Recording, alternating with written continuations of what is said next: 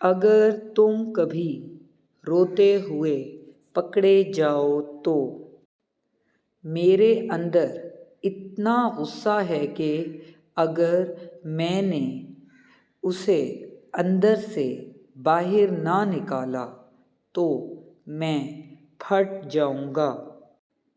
मैं रास्ते में बैठा रहता था कि तुम्हें आता जाता देखूं।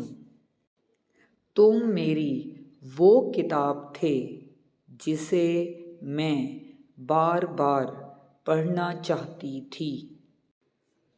कुदरत जिसे बर्बाद करना चाहती है उसे तुम्हारी मोहब्बत में मुब्तला कर देती है। अगर कभी तुम रोते हुए पकड़े जाओ तो पर्दा रखना कि किसके लिए रो रहे हो।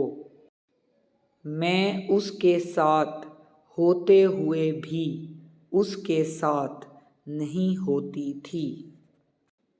गांव की निस्बत शहर ज़्यादा सहर अंगेज़ होता है क्योंकि वहाँ तुम जो रही हो